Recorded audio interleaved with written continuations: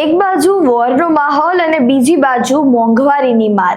Iran Israel યુદ્ધની અસર હવે ભારતના સામાન્ય લોકોના ખિસ્સા પર જોવા મળી રહી છે. કેન્દ્ર સરકારે આજે ઘરેલું ગેસ સિલિન્ડરના ભાવમાં 60 રૂપિયાનો વધારો કર્યો છે. નમસ્કાર, આપ જોઈ રહ્યા છો ચક્રવાત ન્યૂઝ. હું છું આપની સાથે નિધિ.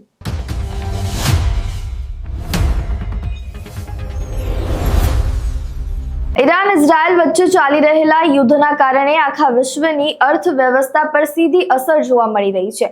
જીવન જરૂરિયાતની વસ્તુઓ મોંઘી થઈ રહી છે. તે વચ્ચે હવે યુદ્ધની અસર ભારત પર પણ જોવા મળી રહી છે. ન્યૂઝ એજન્સી એએનઆઈ મુજબ કેન્દ્ર સરકાર દ્વારા ઘરેલું અને કોમર્શિયલ ગેસ સિલિન્ડરના ભાવમાં વધારો કરવામાં આવ્યો છે, જેની સીધી અસર ગૃહિણીઓના ઘરખર્ચ પર પડી શકે છે.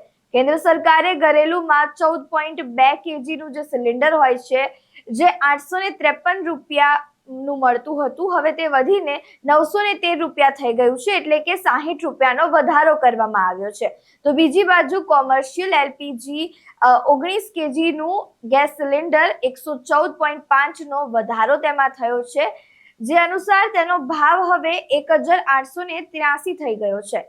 હવે જો આ ભાવ વધારાના આપણે કારણો સમજીએ તો ભારતમાં એલપીજી ગેસના કુલ ગ્રાહકો 33.2 કરોડ છે. જે પ્રમાણે એલપીજી ગેસનો કુલ વપરાશ 33.15 મિલિયન મેટ્રિક ટન છે, જેમાં 85 થી 90% એલપીજી ગેસ ભારત મિડલ ઈસ્ટમાંથી આયાત કરે છે. હવે સ્ટેટ ઓફ હોર્મુઝ બંધ થઈ ગયો છે. દુનિયાના કુલ પેટ્રોલિયમનો 20% જે હિસ્સો છે તે અહીંથી પસાર થાય છે. સાઉદી અરબ, ઈરાક અને કુવૈત જેવા દેશો પણ પોતાના નિકાસ માટે આના પર નિર્ભર છે. હવે ભારત પોતાની જરૂરિયાતનું 50% ક્રૂડ ઓઇલ અને 54% એલએનજી આ રસ્તેથી જ મંગાવે છે. ઈરાન પોતે આ જ રૂટથી નિકાસ કરે છે. આ એક હવે કારણ હોઈ શકે છે કે જે આ રસ્તો છે તે બંધ થઈ ગયો છે, જેના કારણે આ જે આયાત છે તે ઘટી ગઈ છે અને જેના કારણે ભાવમાં વધારો થઈ શકે છે. જો બીજા કારણની આપણે વાત કરીએ તો યુદ્ધ શરૂ થતાં જ આંતરરાષ્ટ્રીય બજારમાં ક્રૂડ ઓઇલ અને પ્રાકૃતિક ગેસના ભાવમાં 12% થી 15% સુધીનો ઉછાળો આવ્યો છે. જ્યારે વૈશ્વિક સ્તરે ઉર્જા મોંઘી થાય ત્યારે ભારતની ઓઇલ માર્કેટિંગ કંપનીઓ આઈઓસીએલ, બીપીસીએલ, એચપીસીએલ પર ખર્ચનો બોજ વધી જાય છે, જે આખરે ગ્રાહકો પર હવે નાખવામાં આવે છે. યુદ્ધના વચ્ચે હવે ડોલર મજબૂત થઈ ગયો છે. ભારતીય રૂપિયો જે છે તે નબળો થઈ ગયો છે. ભારત તેની જરૂરિયાતને 80% થી વધુ ગેસ અને તેલ આયાત કરતું હોવાથી રૂપિયાની જે કિંમત છે તે ઘટી ગઈ છે. તેના કારણે પણ આ આયાતનું જે બિલ બને છે તે મોટું બને છે. આ એક કારણ હોઈ શકે છે.